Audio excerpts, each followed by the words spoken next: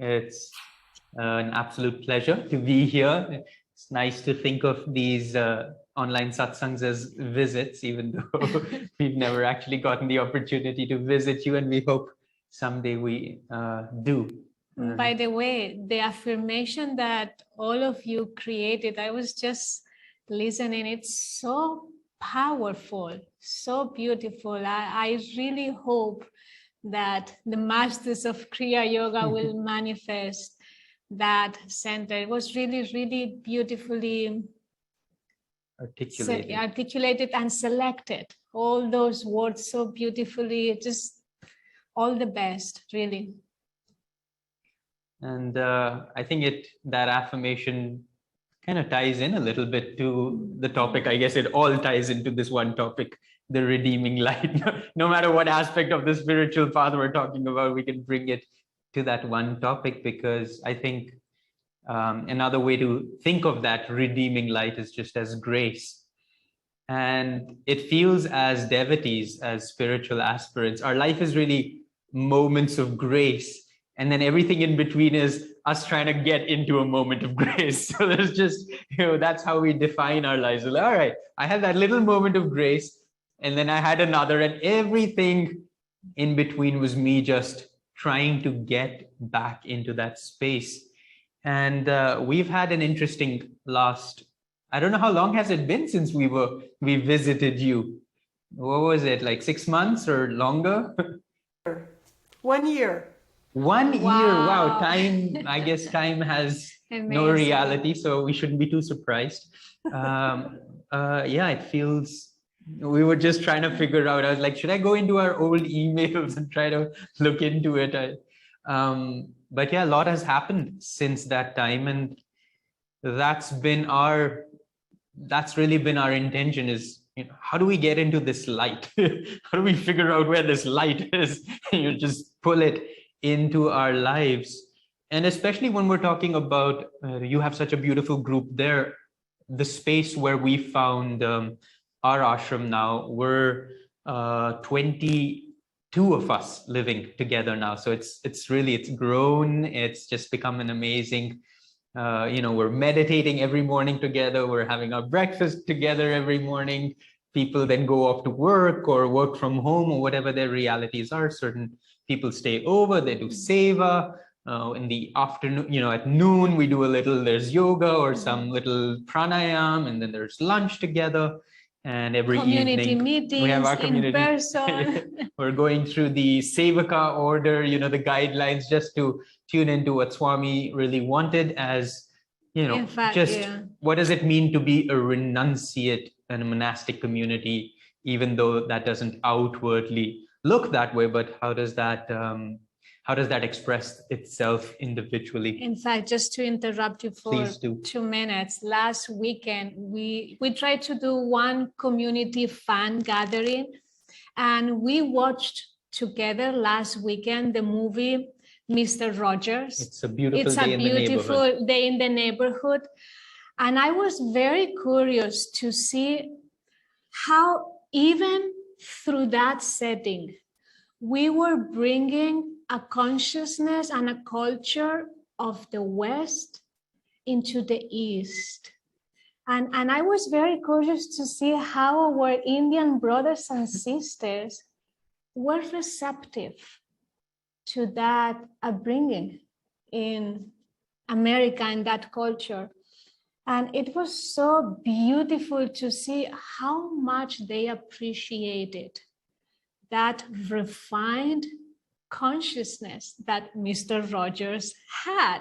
And at the end of the movie, they were able to associate that consciousness to a similar consciousness that Swami Kriyananda had. So it was a wonderful, almost like a conversation, because nobody here, of course, has met Swamiji. So it was just like, is that how he was? Because we hear he was so kind and he was so sweet. Is that? So they were trying to figure out what the similarities were. So it was really sweet. It was very sweet to see how this blending of East and West is also happening within our communities here in India. And Mr. Rogers, and what we are trying to do, of course, he was also working with that light. I mean, manifesting it differently. But just right now, I was thinking how that moment was as you were sharing about the community.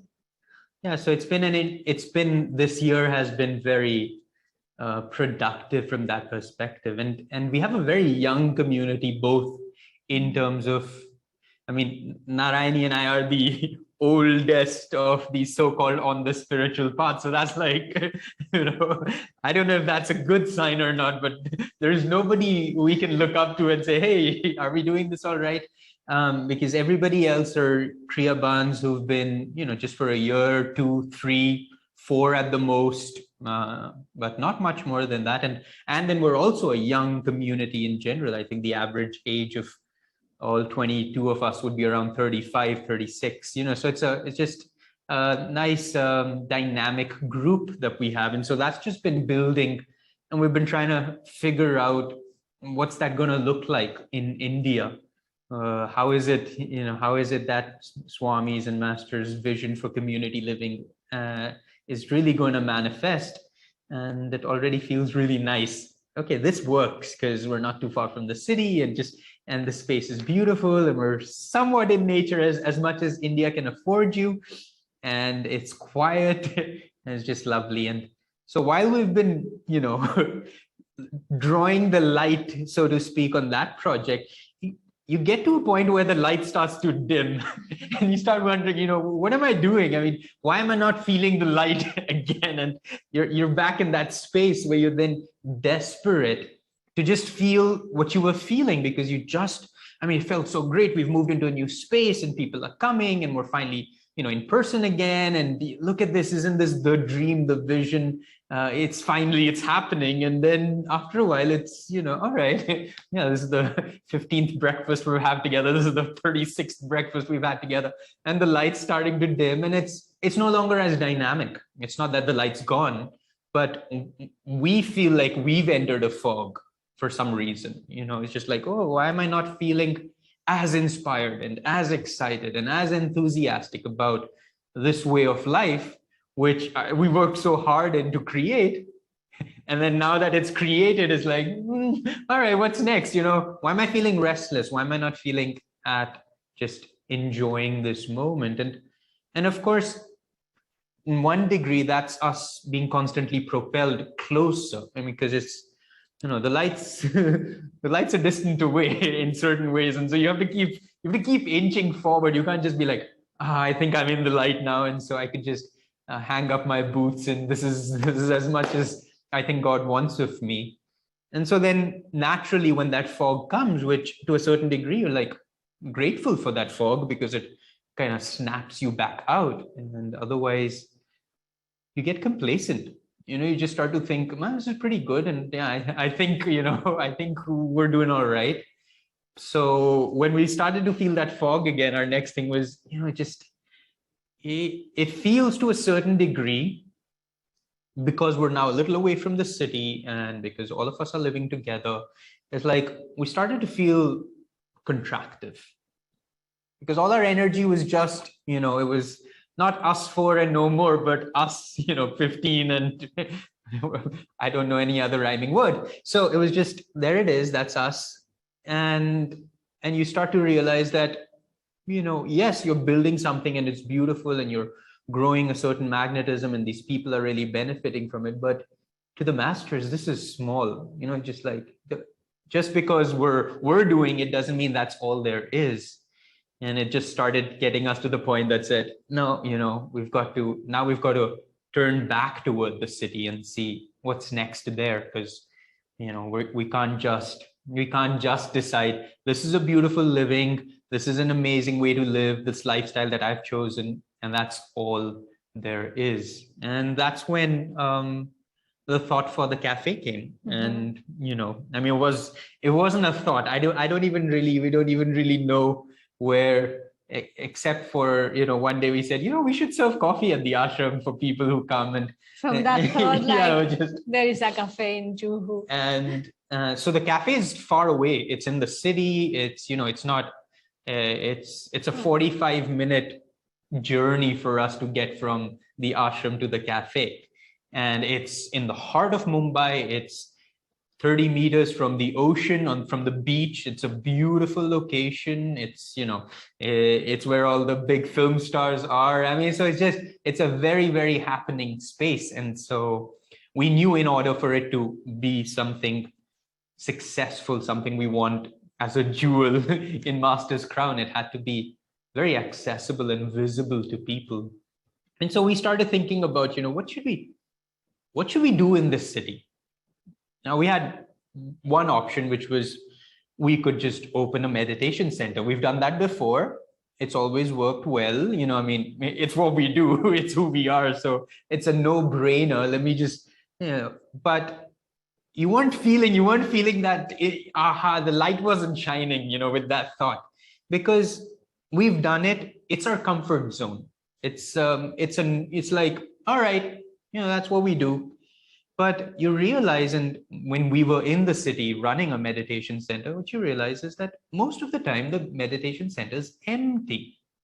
It's an empty space. It's dynamic for an hour or two in the day, and other than that, it's just an empty space. And we felt, what's the point of having such a space? We need a space that can be dynamic and it's drawing people in. And so we just racked our brains around and we said, what would bring people into an empty space? It's not meditation. We've tried that. What's going to bring people into an empty space? And well, just like food and good coffee. I mean, that's what draws people. And so we knew we needed a hook. And at the same time, we were thinking, we need a space where Swamiji's music can be playing all the time and his books are just open to the public. Every other place, it's in our own centers. Few people are coming. It's not getting the audience it deserves. And so we just grappled with those ideas. We played around with it and we looked at each other and we said, are we crazy, or does this, why do we feel the light even though it sounds we might be completely out of tune? So it took us a while to figure out whether this seems right.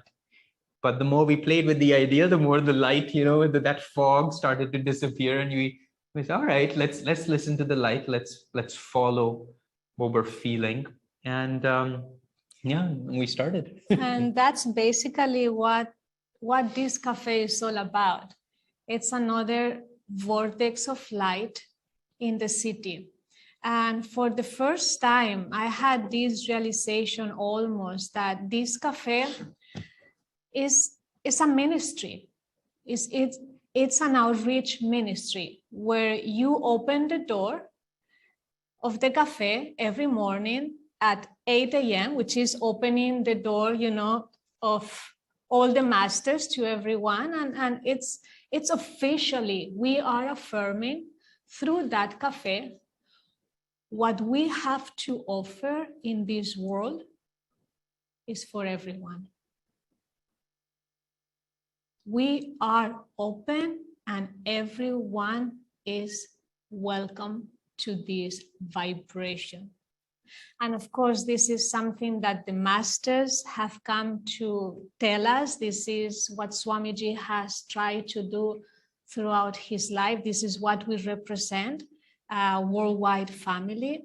But this cafe, to me, it's officially saying into the world, what we have to offer, it's for you as well. No matter what are you following, no matter what are you doing, we are here for your next step.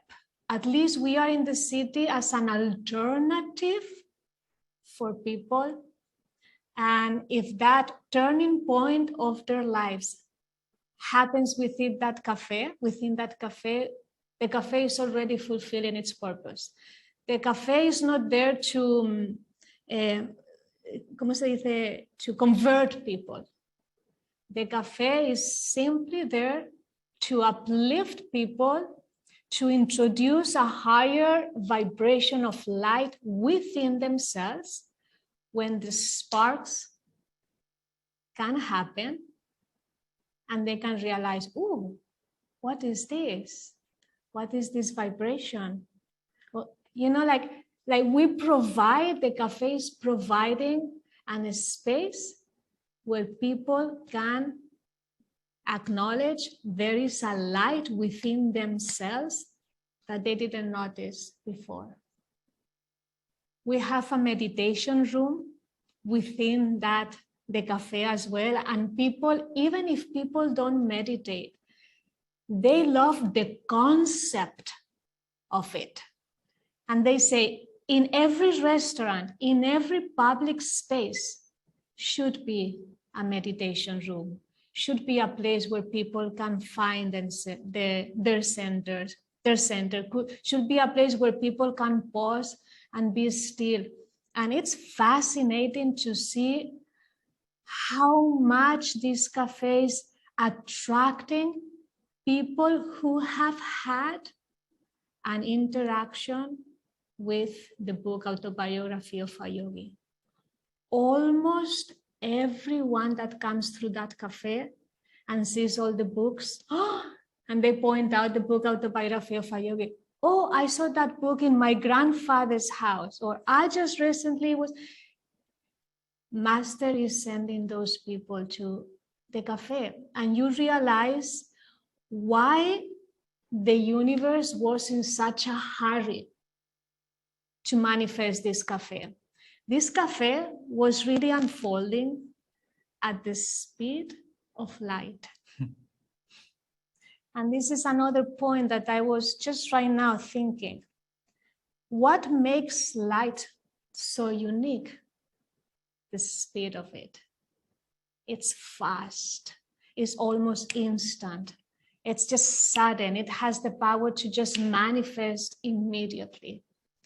And I was thinking, how many of us follow the spiritual path and practice our teachings and want to go deep at that speed, at the speed of light? Swamiji lived in that particular way. Everything for him was in a rush. It felt like he had to follow everything that was speed. priority. He had a speed. And for all of us was very hard to catch up that speed of light. And this cafe had a particular, almost, how could you say? Flavor. It was very fast. And that's the moment when we realized this is not us doing anything right now. This has to happen, and not even for us, because there are people out there that need to have an interaction with the kind of light that we are representing in this world. So the light is so impersonal in itself. And I'm fascinated every time that we go to the cafe, something magic happens. I mean, you are just witnessing just people's experiences and how quickly they recognize this is different. They know they have stepped into a different vibrational field. They recognize that. And the cafe has its own personality. It's magnetizing those people who are ready for what we have to offer. And it's just like really wonderful. I mean, books, Swamiji's books are displayed there. We have sold in less than 3 months at least 400 books. In less than 3 months, 400 books. I mean, they just go away. They just go away. People are just taking books. I mean, we are selling more books than we have ever sold within our centers, within our members. And these books are going out to non-devotees. They are bringing the light emanating from those books into their homes. And there it is. Their journey is starting. And anyway, it's just really... Yeah, it's been just about 3 months now. Maybe in a week it'll be 3 months. And we've had at least 5,000 people visit. So it's been, it's like a large I mean, you were otherwise you're just sitting and waiting. All right, those one or two will come. But again, just because they have, there's just they walk in with no preconceived notion of where they're stepping into, and so it's purely experience driven because they're thinking, oh, I'm just coming to have a cup of coffee, and they step in and they sit down, and then it starts to dawn on them that there is something else going on here, and it helps that we do have a great cup of coffee, but and then they start to wonder, and they see Master's face there, and they're looking at And the books, and they're music, and listening they to just like, Swami's music, and then they want to know, and they ask, and they see the people serving there. They don't look like employees. They don't look like, so if we have these badges that says volunteer, so they're interested. Why are people volunteering at a cafe? And it's just and so the conversations begin, and oh, we have an ashram, oh, we do this, oh, there's a meditation room, oh, and so everybody leaves with an awareness that Paramahansa Yogananda exists, his disciple Swami Kriyananda exists, Ananda exists, and that's more than we've ever done, with the people who are like seeking Kriya Yoga and come to us with this, immense desire to be free in this lifetime. And but here are these people, and they don't know what they want, but when they step into that vibration, they, for a moment, as Narayani was saying, is just like they feel like, wow, I could live in this vibration more often. And then they repeat, and then you see them every other day, and they bring a friend or their families. And even for devotees, it's been very fun because they can bring their friends and families into this space and introduce them to this vibration without the family feeling awkward, like, hey, come to my, come into my church or come to my temple, where sometimes a family member may not feel comfortable or a friend may not feel comfortable. And so this is such a neutral ground for them. So they're like, oh yeah, let's just go have coffee, let's just go have a pizza. And while we're doing that, meet Narayani and Shujro, and oh, they just happen to be the directors of Ananda. Oh, what a coincidence. And so it's just a very nice way for them to introduce what Ananda is vibrationally alone to their families, with no loaded expectation to say, this is the spiritual reality of my life.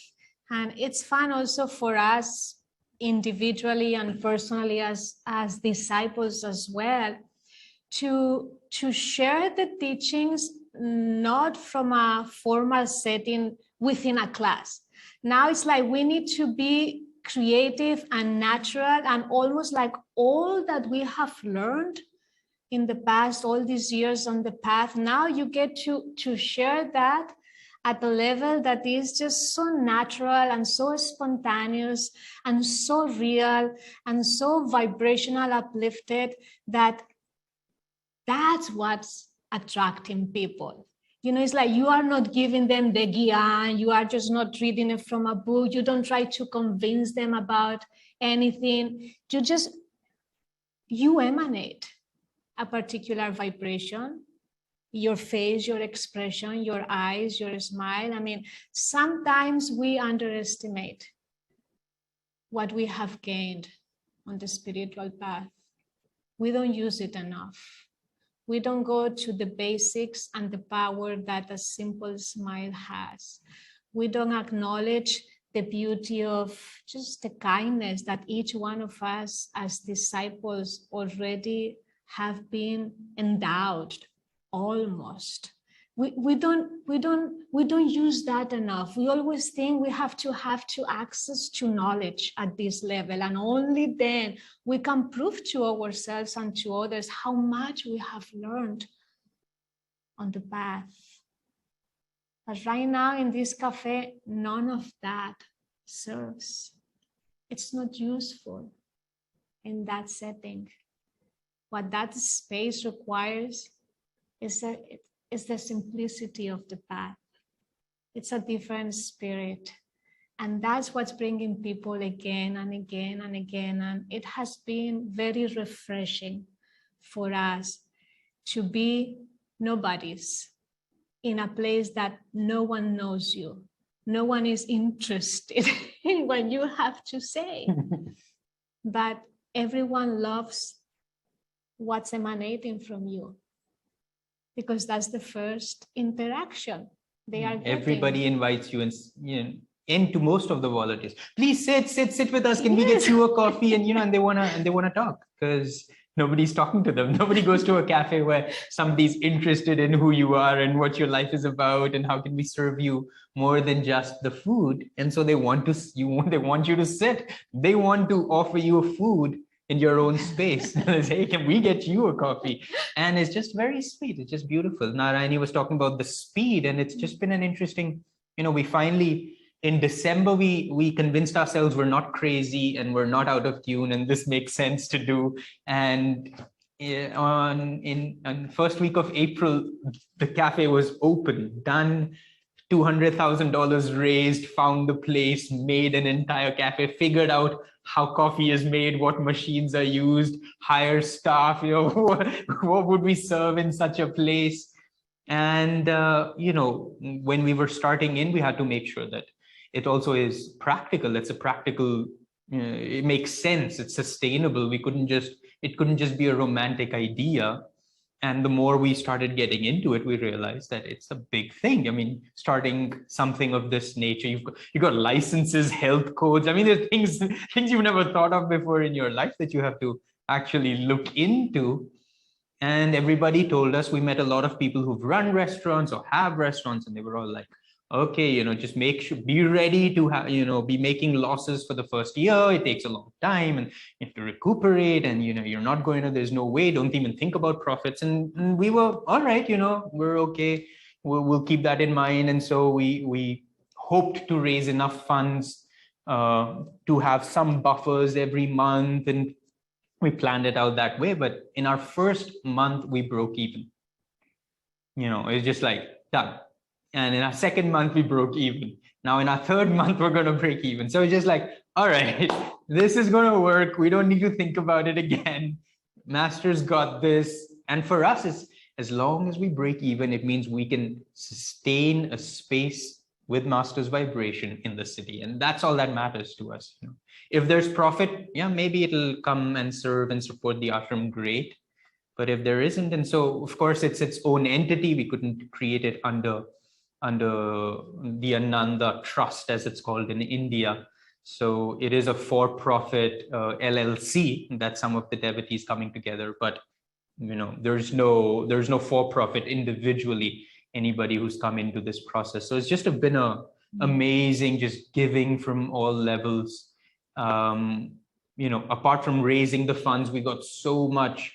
Oh, this well-known coffee consultant coming on pro bono. Oh, this architect coming on completely pro bono. The designer who created the logo just coming on. So we just had a lot of help throughout the process. So then that's when you're just like, yeah, this is the redeeming light. This is what it's supposed to feel like. And then the place is run by devotees. I mean, people who have been wanting to serve.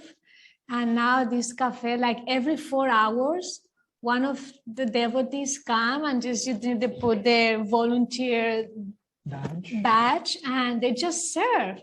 They just, clean the tables and offer coffee, and they feel they are representing the teachings in a way that they have never done it before.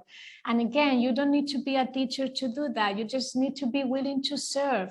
And it's giving them a sense of ownership, like I'm an emissary of light. I'm representing my guru, and that you can see that's taking them also to their next level spiritually too, as disciples. Is giving them an opportunity to become responsible for the expansion of this light.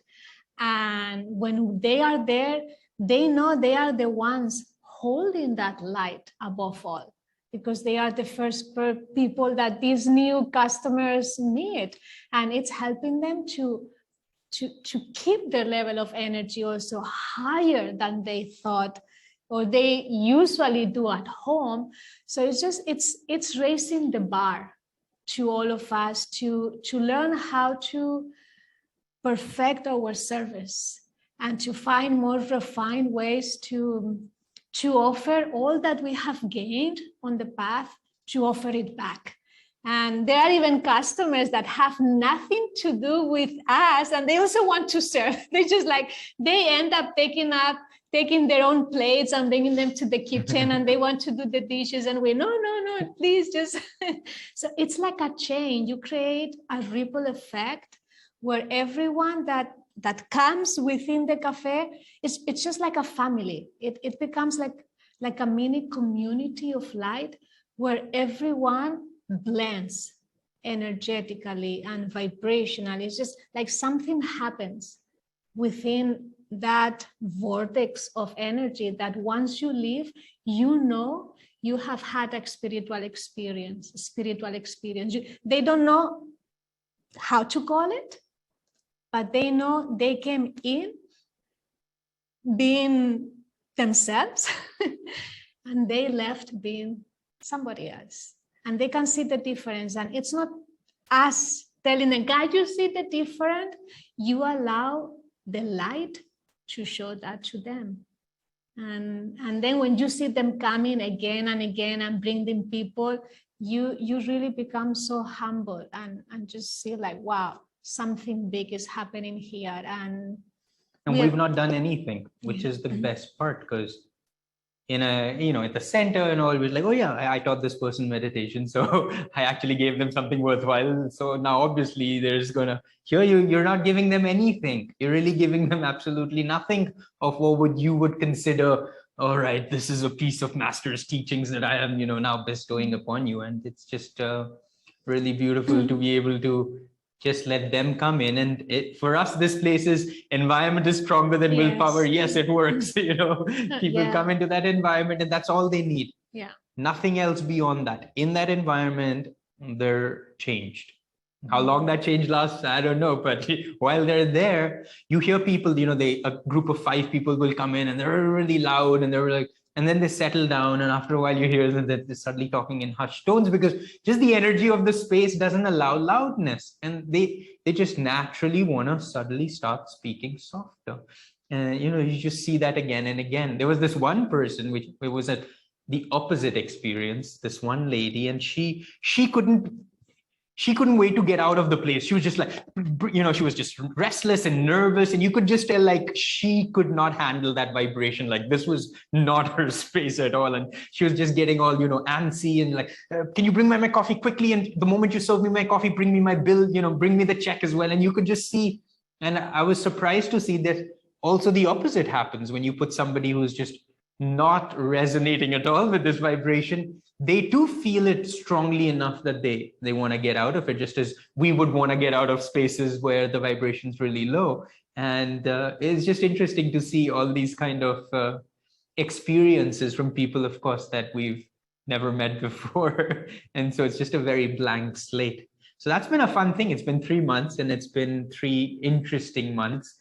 3 very exhausting months, because we're traveling practically every day, and we're like in these auto rickshaws, these little tuk-tuks, and it's like, so we have to get onto a boat and we cross across because we're on a little island, and then you take another little rickshaw and you're off again, and we close at 10 at night. So by the time we're home, it's almost midnight.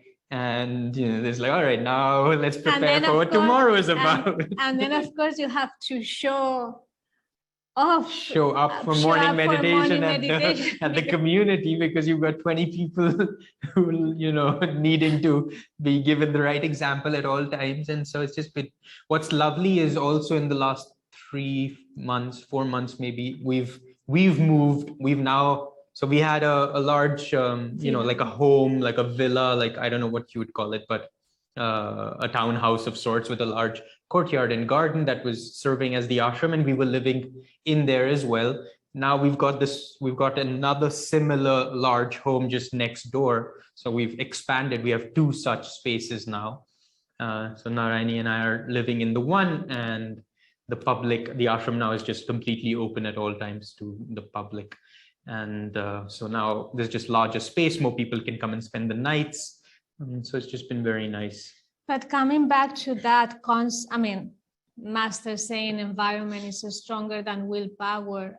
I think we are right now, it seems we are entering into that way of sharing the teachings, where eventually it will be less and less of, telling people things and more of just providing a space. I think many of our role in the future, like representing master's teachings, would be like, we are here to provide experiences for people.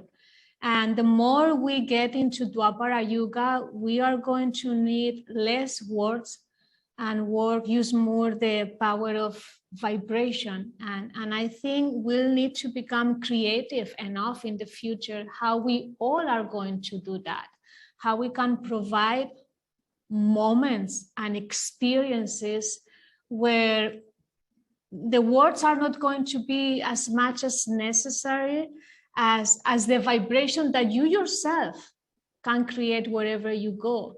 You yourself, you are your own community. And wherever you go, it's our role and our responsibility and the greatest joy to provide an experience for the person we are talking with, to the place we are visiting, to the project we are involved. And working at that level is very uplifting and very fulfilling, because it brings out from each one of us different expressions of sharing the teachings. It's like you have to be creative. You have just to find the beauty of who you are and share it out.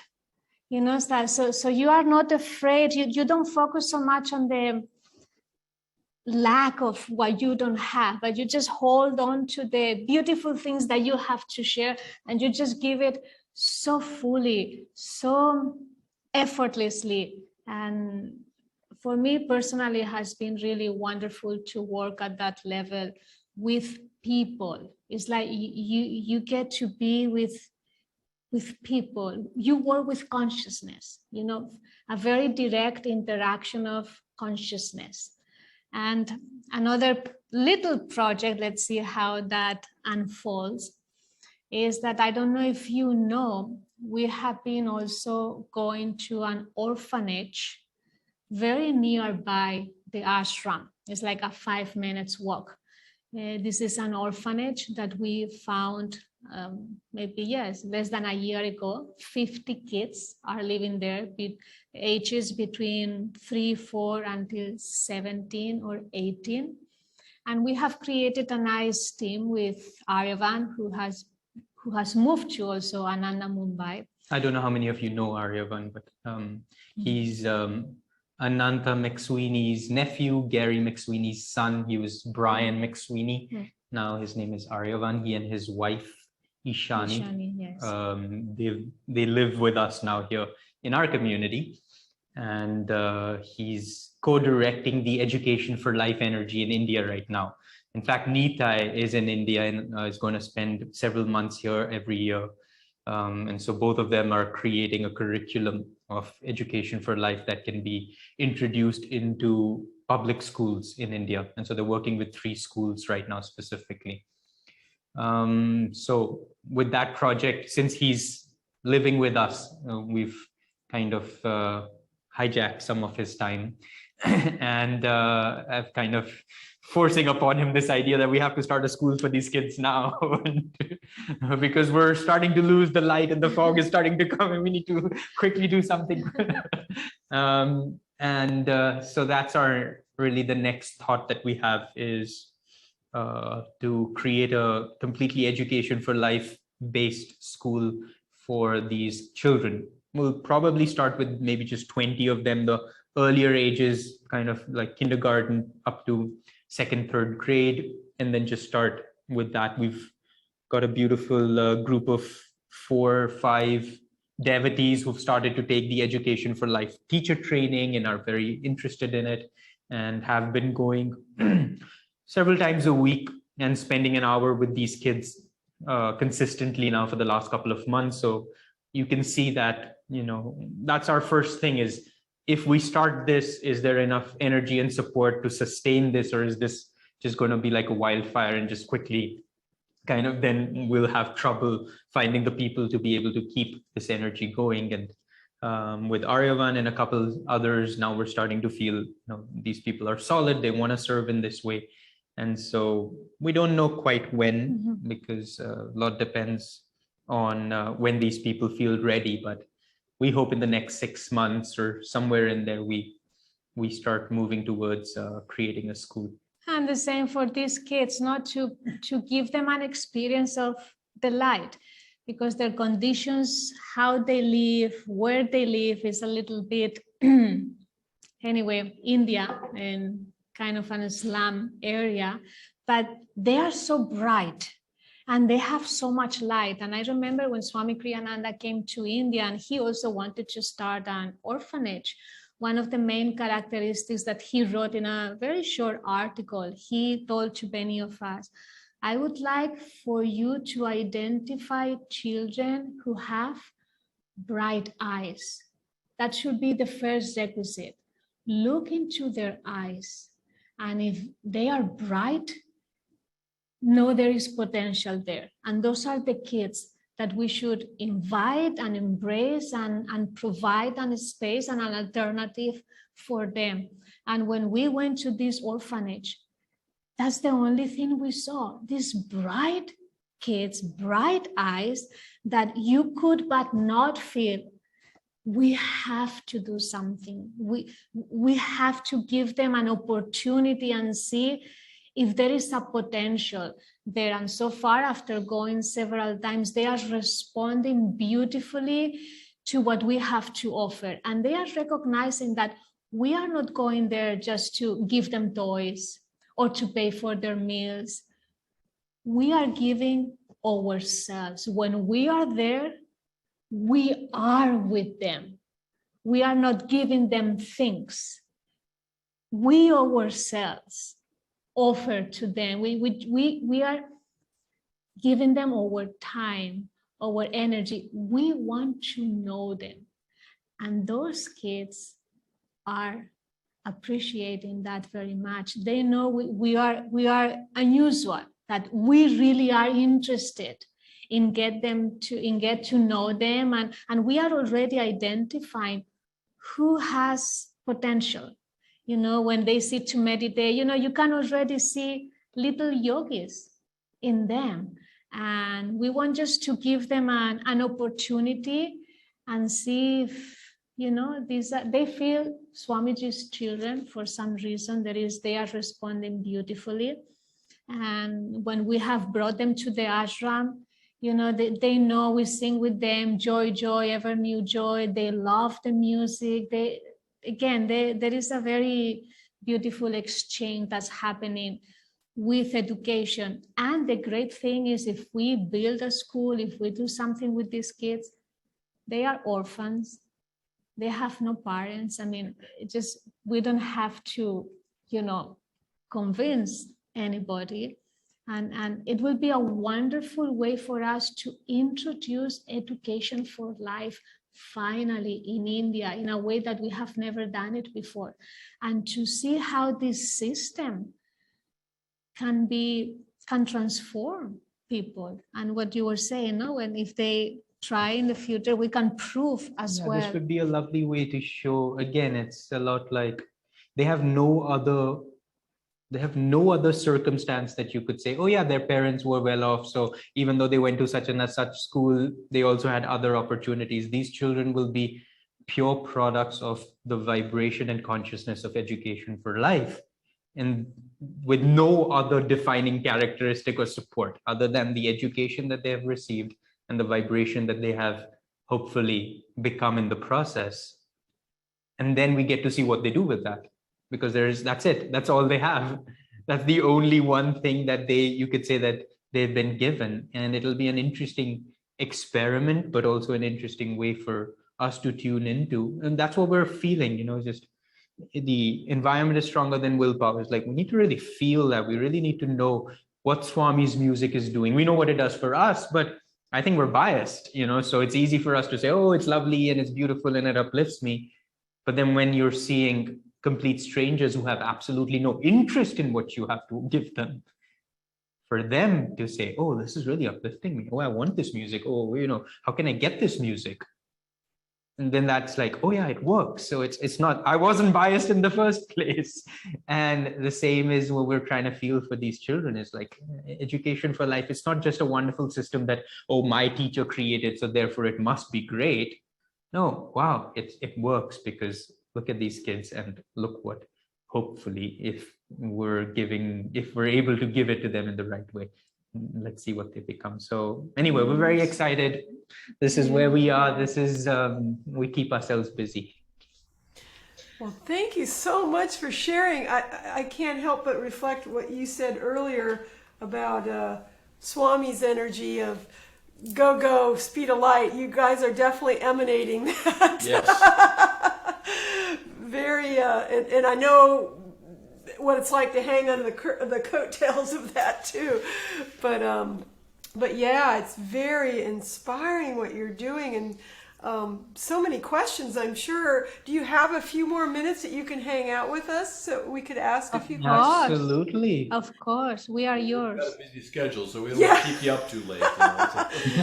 So Priya put a question in the chat box, and also anybody else, if you have a question, you're welcome to open your cameras or put it in the chat. We will come off of Facebook now. Right. If our Facebook friends want to join us, they can go in through our website and get the Zoom link there. So anyway, so Priya is, I don't know, can you read that there? Do you see her? I just did.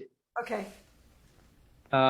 Yes, I mean, everything else continues as is. The cafe has not, taken over our lives, or it's taken over our lives, but we still have to do all our classes and all our programs. We have Tuesday evenings, affirmation classes. We got Thursdays, we do Patanjali book studies. Saturdays, we do autobiography book studies. Sundays, we run all our how to meditate all the way up to Kriya.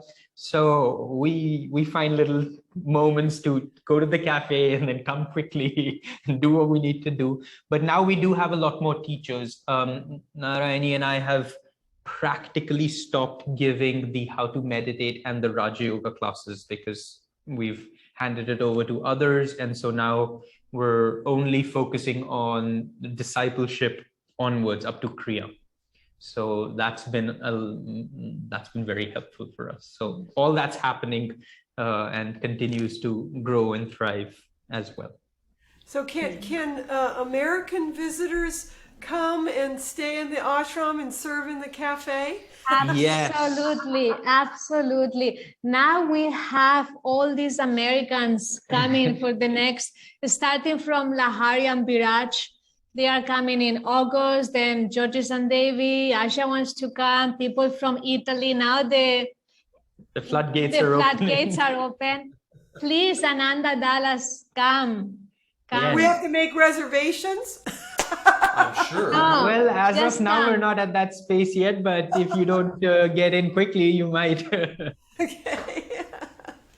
Come as a pilgrimage, if you ever can. Come as a pilgrimage and, also go to master shrines. Maybe Shujro and I can join you for some of those, travels and help you a little bit, and you can have a full experience. And I myself have never been to India. It's sort of mind-boggling that I haven't, but I guess I'm hoping that we'll do that someday. I mean, as we get older, it seems less likely, but I just come, then just you. Don't wait for a pilgrimage then. Yeah. So how about anybody else have a question that they would like to ask? We'll pause here for a moment. Don't be shy. Or if you just want to say hi. Do you teach the superconscious living exercises in the cafe meditation room? So the cafe meditation room's really it's a one person go in. It's two people could, but we recommend just that one person goes. It's completely darkened. We've taken the inspiration from Swami's meditation room in Crystal Hermitage. So, it's galaxies painted, it's the night sky. And the only light in that little room is the spiritual eye at the center for people to just focus on. And the room's around 70 to 80% soundproof. It's padded, double pane, just windows. And so you go in there and you feel like you're in this little cocoon. And that's the experience we wanted people to have. We didn't want to kind of say, all right, all of us are going to. So plus at the same time, we're trying to feel the cafe out. We're trying to feel the people. We wanted to start with absolutely no agenda. We didn't want anyone to feel that this is our way of kind of getting you, oh, now that you're here, do you want to? And so we're just feeling the people out. And little by little now people have said, oh, if I came, could you teach me how to meditate? And so we're working more individually at this stage. But we're starting to feel now that there might be moments. I think we'll start doing maybe once or twice a month, a satsang in there, a question and answer, an open mic night of sorts, and or a kirtan, just chanting. So we're now starting to feel that people they know us well enough. They know we're not trying to, we don't have any little hidden agenda here with this space, that it's really just a space for them to come and be. And then some. So we're gonna play it a little more gently in that process. But yeah, I hope the time does come when everybody is no longer drinking coffee, but needing just the super conscious living exercise. But the wonderful thing, people are tuning into something already, because they are asking us, is this a franchise? Because this has the feeling, people recognize there is a potential in this setting. They feel we should have this kind of cafes everywhere, in every city of India, even within Mumbai, since it's so huge, so big, we should have cafes like this, in every area of Mumbai. And we are already tuning into the potential of it. And it's true, it has the potential to become a franchise, and perhaps other centers, or Ananda Pune, Ananda Bangalore, Ananda Chennai, whenever they feel that their devotees are ready to embark on a larger project, to do something, perhaps this could be a good model for them, as a group, as a center. Maybe their next step is to set up an Ananda Cafe in Chennai, in Delhi, and for us, that's also very exciting, because we have already done most of all the work. So we will be very happy to give to everyone. And, the energy can spread out through Ananda cafes everywhere, which would be a wonderful thing if we can be recognized at that level as well. No, when people immediately, when they just Ananda cafe, it's like the energy lifts up. That's the power that we should have. I mean, this path should have like an instant recognition of Ananda is equal to upliftment. And the replication idea. It's wonderful, the wonderful ideas that you're having, and thanks for sharing so we can see how you're doing it. I also just wanted to thank you for the fact that I found this, I was actually given in a course, your super conscious living exercises video in Gyandev's online meditation teacher training. Okay. And just had a ball with that. Just love it. And I show it to people, but Gyandev says, you got to get permission to share stuff. So is there some way to, I'll just ask you, is it easy to provide that? So I'd love for everyone here to have that. I think we have it as a YouTube link that's open to the public. So it's available publicly. We'll share that link with you, and feel free to bombard anybody with it. Okay. In fact, we did a campaign, no? We did a super conscious living exercise challenge, and that's why we made that video. It's just like everybody had to do it and film themselves doing it and then share it with somebody else. And so we created a little like ripple effect of how many people can we get across the world to do the superconscious. And you see for at least a week all these videos popping up from different people from different places, just different centers doing the superconscious living. Was fun. For a different course also earlier this year, I filmed myself. So I did. Oh, nice. I was inspired by you guys. So thank you for that. Fun. Thank you. Thank you. When did you do the Superconscious Living Challenge? We missed that. This was before we moved. Yeah, it was soon after the pandemic, and we were, we're just like at home, nothing to do. So we said we should do something where it was one of those, if your energy is going down because you've been at home all the time and you and your spouse are getting a little at it, this would be a wonderful way to bring some positive, joyful energy. And we had a lot of videos of children, parents and children. Yeah, so the kids were at it, and so I love it. It was really fun. I was teaching for many years all these toddlers and preschoolers, and and the moms would send me videos of their kids doing it at home because they love it so much. It is a really wonderful tool. I think Supriya has a question she wants to ask.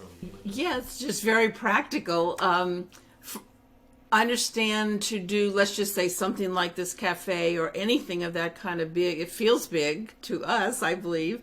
Creativity. It takes 1 or 2, maybe or 3 point people. But other than that, once it does start to manifest, approximately how many other devotees, let's say, to keep this cafe in motion? Running, yeah. So we've got a hired staff who are professionals. We've got Baristas. 5 of them. We've got 3 baristas who actually make the coffee, do a lot of the food, because that's something none of us know. So we knew we needed, and we have to compete on a professional level with cafes all around us. And we're also in a place where there are a lot of cafes, so competition is fierce. So we can't be just, I think your coffee came out all right, sir. Is this okay? We need professionals. So we have 3 baristas who, run shifts, and 2 housekeeping boys who, they need support with if it's cleaning or washing. And because we knew we couldn't solely depend on devotees coming as volunteers, because if you don't have solid commitment, it's like, oh, sorry, I can't come today, so all the dishes are just going to pile up. So we knew we needed, on a practical level, to have a fixed, hired, just salaried staff. But then on the other hand, we have 12 devotees who have committed, at least for these 3 months, they've been doing it. And everybody's chosen a day, a time slot. Some are doing 3 times a week. Some are doing 5 times a week. Some are doing 1 time, just once a week. Some are doing 3 hours a day. Some are doing 6 hours a day, just depending on what their realities are. But they've committed to it, and they've been very good at sticking to it. Or they work it out with each other and say, hey, it's my son's recital today, so I can't make it. Can you instead? And they kind of are very open about helping each other out. But then we've also got a lot of behind the scenes support. We've got the accounting is done by a devotee. All our filing is being done by devotees. Promotions are being done by devotees. So you've just got a lot of, not just those who are physically present at the cafe, but all the food they helped us connect with different bakers and chefs, and the orders, the ordering of all the food, and making sure that our stock and our inventory is right. That's all being done by devotees. So there's all that kind of stuff is really it takes a lot of coordination between everyone, and that's the tricky thing. That's so we weren't sure how it would work, because people have lives and they have full lives, and how much we could really depend on them or not was going to be part of the experience. So far it's been amazing, and we've just had more and more people seeing other devotees so involved, wanting to step up. And because it's in the city, it's accessible. they can get to it. They make a thing out of it. They get their kids along sometimes. So it's also it's somehow just working out really beautifully. No, that's great. One other devotee put in the question in this same vein: are the staff, the hired staff, also devotees? No, they're not. They are not, but they are tuning into us and our energy, and sometimes they say, guys, when you don't come for some reason, less people come.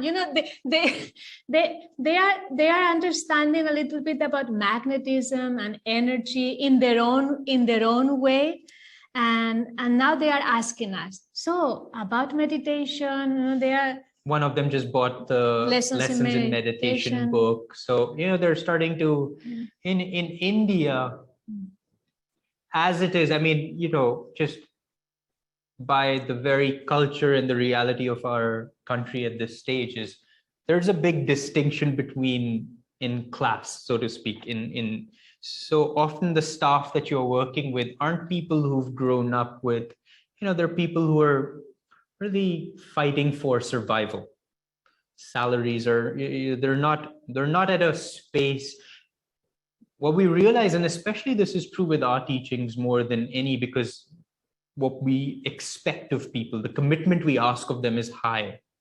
In India, spirituality often passes for, I go and I listen to a wonderful talk on the Bhagavad Gita, and now, my job's done.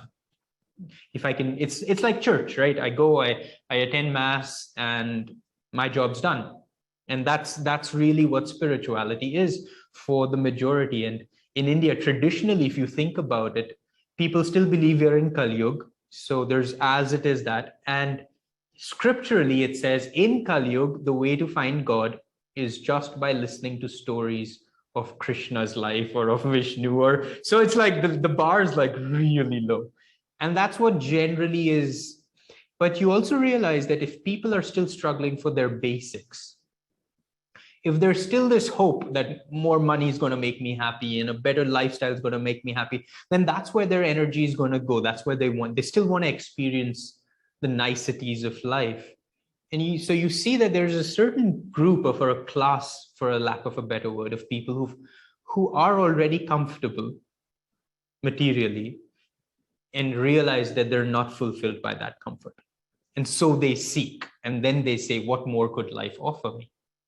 But people who are still struggling to get to that level of comfort, they're not yet, they couldn't just say, all right, but what else could be beyond this comfort, because they're not there yet. So they're still hoping a better education and a better lifestyle and a better job and the promotion and my salary increase. So that's, and then on top of that, add to that, for them, spirituality is just going to a temple or just going and listening to some little thing, and that's as close as they're going to get. So it's harder to bridge that gap, especially when our path is concerned, where for us, liberation is everything. There is no middle ground. There is no lowering of the bar. There's no, oh yeah, you could also just do this. So it's a little harder to find devotees who are also professionally working at that level. But the baristas that we have, they are younger people.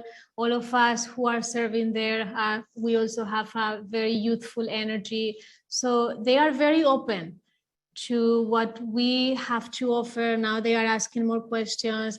Every morning they go, the first thing that we told them, the first thing you have to do is to put this music. I mean, that's your ritual. So now they religiously, they make sure that before anything else, Swamiji's music is on, and they are developing a familiarity, if nothing else, with this path, with the energy that we provide, with the goal of this cafe. And they know that right now their energy matters to us. They know that that's what we are checking on them. Their energy, their attitude, nor their professional skills, but the energy that they bring every day to work. So also for them now, that's part of their daily awareness. Not just to do a cafe perfect, a coffee perfect, but my attitude has to be right. my energy, my ability to communicate, my posture, my presence. So even though we are not telling them directly, but they are recognizing that that's what all of us are working on and matters to us, and they are already on track at that level. And it's beautiful to see that now that attitude is going to be part of their personality as well.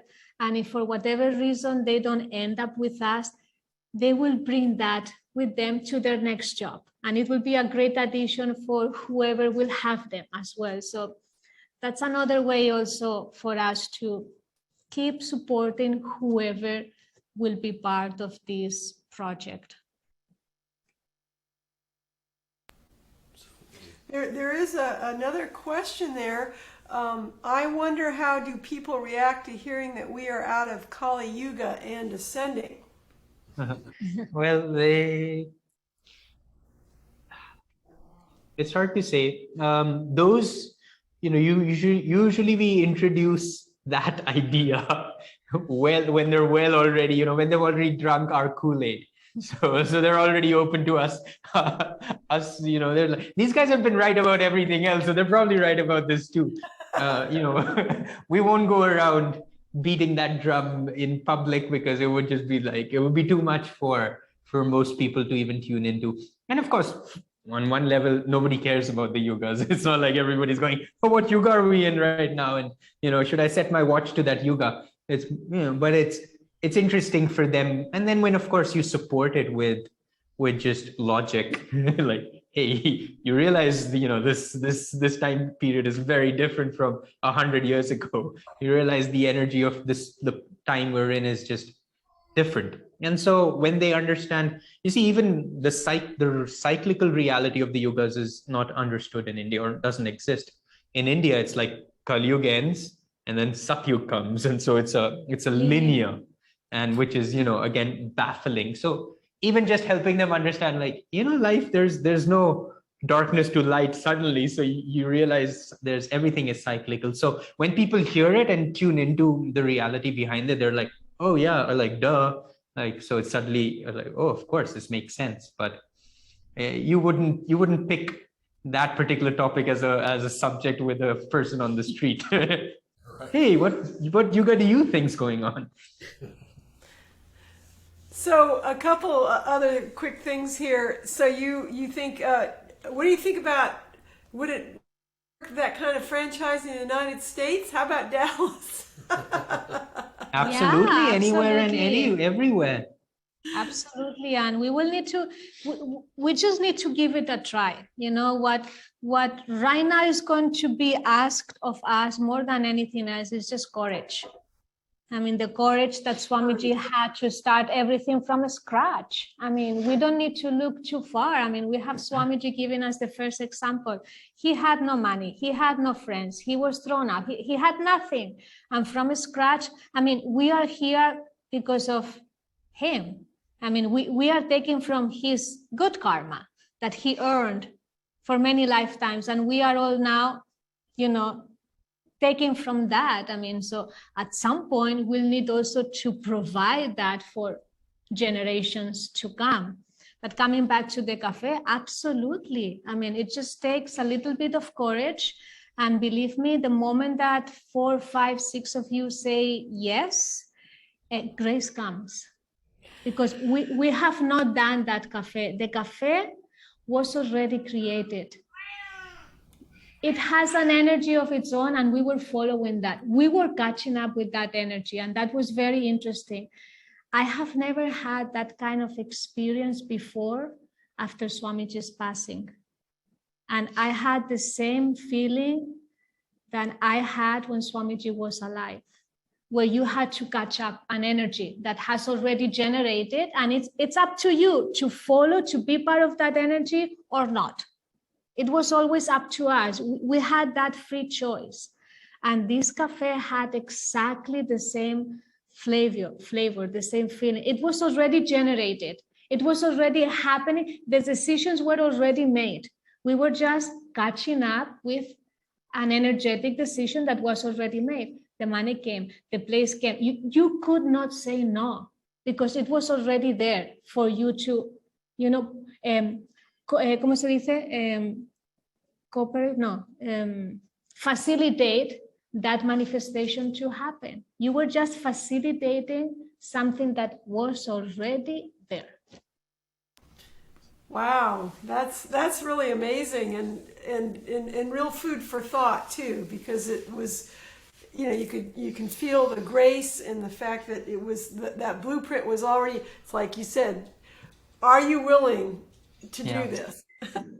When we asked one of our devotees to look, we're putting feelers out, and we're like, it was interesting because a lot of our own Sangha was a little like not sure about our decisions, because it was just, it was like we're really just going. And again, especially in India, we've not had, the same expression as you've had in the West. And we've not had, Swami's crazy, let's try this. In India, we've been very, somewhat traditional and conservative in the sense, we're meditation centers, and that's the that's the little cookie cutter we've been using in all our centers in all the cities. And so this was just, oh boy, let's see if people, and then we're like, hey, who wants to give us lots of money for this? So not only are we going to do this, but we're going to need you to do this with us. And then of course, for people to trust, like 2 kids, coming up with this idea of a cafe in a place they know we have no professional experience. Yeah. We're like, we've only lived in an ashram all our lives.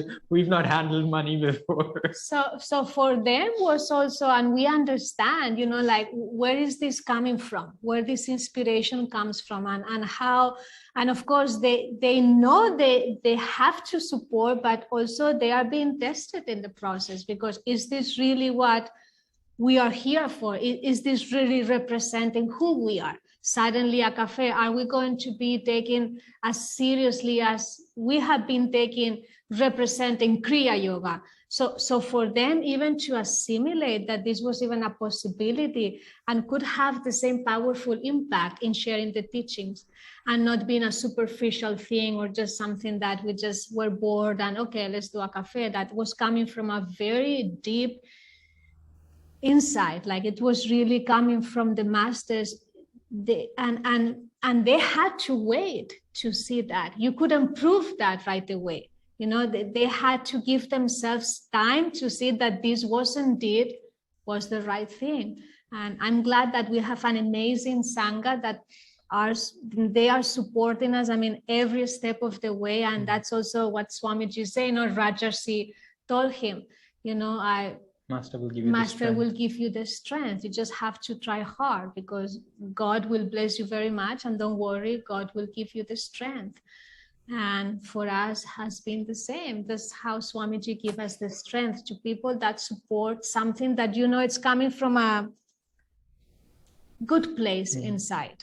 So when we told this one devotee and we said, start looking for a place, and we knew how long it took us to find the ashram, you know how long it's taking anyways, like months. We looked and we looked and we looked. And so we thought, let's at least on the side start somebody looking for places. Next week, he's like, I found a place, and we went, we loved the place, and we had to say yes then and there or we'd lose it. So we just said, all right, yes. And then it was, from then on, there was no turning back. We had not even, we were just going to think, all right, this is going to run on for some months. And while this is happening, we'll, start doing the fundraising and start figuring out all these things. But we had to say yes. Once we said yes, we knew we have 2 months of rent-free period to build the cafe, to fundraise for it, and to get it started. And so that was our time frame. And we said, now we have to meet this time frame. But this is something that all of us would be good to keep in mind.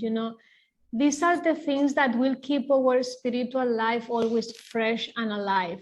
We shouldn't be afraid to try new things, to to be creative, to do things that we have never done, to challenge ourselves. Otherwise, really, there is no growth. There is a very big risk to become stagnant, even in our own devotion, even on our own approach to the path, even our own communication with the masters. I mean, if there are no challenges, we always keep asking the same questions. And at some point it gets boring always to keep asking the same things. We need to be able to be in places, settings where we ask completely different, we ask in a way that we have never asked before. And we need to bring ourselves to those places. I need to ask new questions at a different and with a different intensity. Well, it seems to me like, going back to the whole awaken the light and sharing the light, that, I mean, that's what God is on this planet, is creativity. Look at, he didn't want to get bored, so he created the platypus and the, elephant and the, whatever, the roach. So, you have to keep that energy flowing and to feel that expression of enthusiasm and inspiration. And I think that is an interesting challenge for these times, because we did get shaken up a bit with the pandemic. Yeah, yes, we did. It's a wonderful window of opportunity, and yet how many of us are just wanting, or not maybe wanting, but just, it's just the natural sort of tendency of the ego to go back to what's familiar, what's comfortable, but like you said, Swami was never that way. He was always looking for the fresh, creative way to do things, and then, not everything manifested the way you thought, but you just keep putting that energy out and go from there. And, we really just needed this big dose of inspiration from you all today, because, we are challenged by what's next for Ananda in Texas. And we just really, really do thank you for that. I wondered, do you have any plans to come to the United States with your busy India life? There's a possibility that we would next year. We're not sure. We don't really know. For us, it's more, is there a purpose to going? If there's no purpose going somewhere, then it doesn't make any sense for us. So if there's some reason Master decides it's worth, there's a real intention behind why we would make that trip, we would. I mean, we've not taken a real vacation in the last 2.5 years, so we're ready to go somewhere, but we don't quite know where yet. Well, we look forward to someday meeting you in person, whether we all come over to see you or we bring you here to help inspire us some, But anyway, it's been a joy. Somebody asked the cafe's name. I believe it's Ananda Cafe, isn't it? Ananda Cafe, yeah. Before we go, I just had one thing. I gotta tell you how much I enjoyed the little music video you did of Listen, Listen, Listen. Oh, thank you. Oh, thank you. Wonderfully done. I that's my profession. That's what I do for a living. And wow. My respects and compliments to your videographer and your editor and whoever else worked on that, because it was great. And I'm just wondering if you guys have anything like that you might be doing in the future. That was fun. I'd love to see more of that kind of thing. It actually really was an interesting video, because we knew we compromised a little bit with Master's chant. In that particular chant, we knew we had to adjust a few things, but there was a reason behind it. You can explain. Yeah, I mean, we had we've got these two devotees who are Kriya Bans now, and one of them is an actress and one of them's a well-established singer. The girl who was singing, she's a well-established singer in India, has a huge following. They're very well-established professional this actress and the singer. And so we've been wanting them to figure a way for them to have something that they serve and they represent Master. But we knew that they couldn't just do us, just doing what we would do at the ashram. So we put it to them and we said, hey, would you like to do this slightly creative, fun project? We can take this chat. And so it got them a little enthusiastic about the idea, and we did. I mean, that video has like over 60,000 views, so it's done well. Yeah.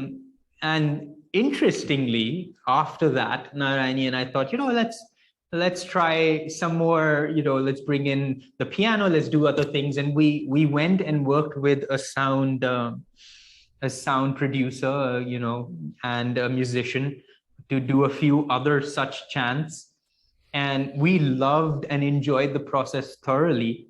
When he gave us the final product, we were like, this is not our vibration. It just felt so wrong. Yeah. Yeah. I mean, I was just like, and we were stunned because we just enjoyed it so much. And we were like at his studio and we were just having fun. And We did at least 12 chants. we did 12 chants. We had the piano, and we had he brought in his guitar, and we just got in a lot of stuff. But when we heard it, we just said, hey, this just feels wrong. Yeah, we cannot. And share we just this. abandoned the project from then on. Oh, And yeah. so we're looking. I mean, it's still in our heart. Yeah. The idea still exists, and we know. I think we just, maybe we weren't in the right space when we did it. Maybe we were trying too hard. Maybe there was just something about it didn't feel like. It didn't feel like Swami would appreciate it. We knew that the listen, we really felt like it had the right vibration, and there was devotion, and these girls got to really express something that they've otherwise never done. And it was just lovely. But this other thing didn't feel right. So, but it's there. It's still in our thought. It's still there as a thought. And I think we'll do something at some point. We just don't know when and what. Okay. It wasn't just a matter of the way it was edited, it was just the whole thing. Was that? Yeah, it's Some of it was that, but who knows? I mean, it's hard to say, but we just felt, that this cannot go out publicly. yeah. This doesn't represent the subtlety of who we are. And It felt almost like a message for us, like don't no, drop yeah. it now. And so we didn't even go back to him and say, Try, hey, let's refine this, let's fix this, let's do. It just felt like it was Not yet. energetically like, whoa, this doesn't feel. Something's not right here, and part of it could just be our Or for over him. enthusiasm to try to create something new. Or maybe the timing, maybe there wasn't the timing, and it should be maybe in 5 years from now. I mean, the beauty is we were not attached to it. We invested a lot of time. We got to know this guy. We had lots of fun. We experimented with it, but it didn't work. And so We just stopped it. I mean, he and- was quite surprised because he was like, boy, I can I've done a imagine lot. it's tough to take these chants that we all know so well and to kind of maybe make them feel a little more contemporary without changing the vibration too much. And you did a great job of that with listen. So Thank you. but I know it's got to be. I know it's tricky. It's got to be tricky. I think Kim has a question. She's unmuted up there. Oh, hello. Hi, Narayani and Shujro. Thanks for being with us and inspiring us with all of your projects. Each and every one of them is so special. I'm really excited about the Ananda Cafe in Juhu because I'm very familiar with Juhu. wow. Yeah, my husband grew up there, and my father-in-law still lives there, so I'm definitely going to tell him to go check out your cafe. Please. I got married there. I'm very familiar. So what an amazing location. I just can't. When you said that it was in Juhu, Narayani, when you at the very beginning, I immediately Google mapped it. Wow, what a fabulous! It's right there on Google Maps. It's a fabulous location. Anyway, I would love to come there and just hang out and serve in the cafe. That would be great. Maybe we can all get a little mini Dallas group go there someday. That would be awesome. But going back to the very beginning of our chat, when you're talking about the fog that has come upon, I really have felt that too. So when you said that, I was really encouraged because it just felt like, well, it's not just me, in the last 6 months or so, it's even maybe before that, just like the light is gone that I used to see so clearly.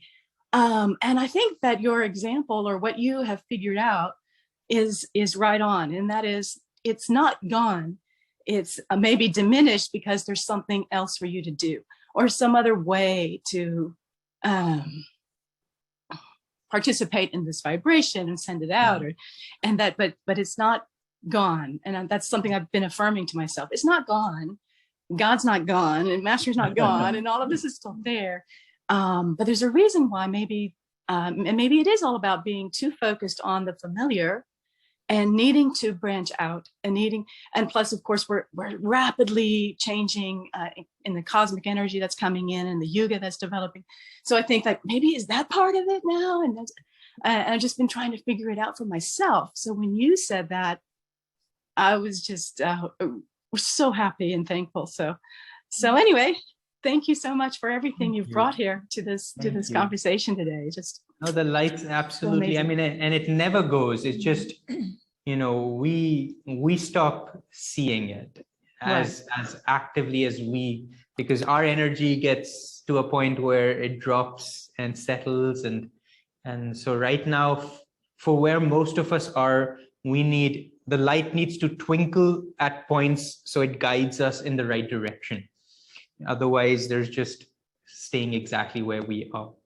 And that's what we're constantly, Narayani and I, trying to tune into. Just, there's no way we're going to just settle for what we are right now, because freedom is waiting for us, and we're going to do absolutely everything to get to that freedom. We won't settle for less.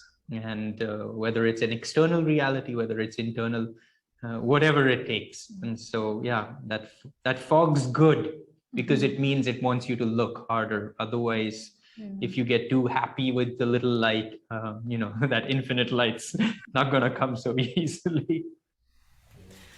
Well, we thank you for all your inspiration and time, and we're going to let you go, and hopefully you can get a good night's sleep, because we know it's late there. But I'm just going to invite everybody one last time to open your cameras and wave, and and then we have our, you may remember our way of saying goodbye is to just say, Namaste, y'all. So again, thank you so much. Blessings to you and everyone there. And I think Kim is going to be in charge of that little pilgrimage. And that's the way we're going to all go get through the fog. We're going to come visit you and get re-inspired. But pilgrimage is a theme these days with us. So we're going to be doing some of that for Lovely. sure. Excellent. Beautiful. Go for it. All right. Blessings to everyone. Thank you for having us. Yes, always are you. And please pray for us. Pray for us. We absolutely will. We will. We're all in this together. Yeah, when you'll find your place, we'll have our school. We'll combine all these projects into one. Okay. God bless. Bye-bye, everybody. Have a great day. Jai Guru. Jai Guru. Hi, Guru. Jai Guru.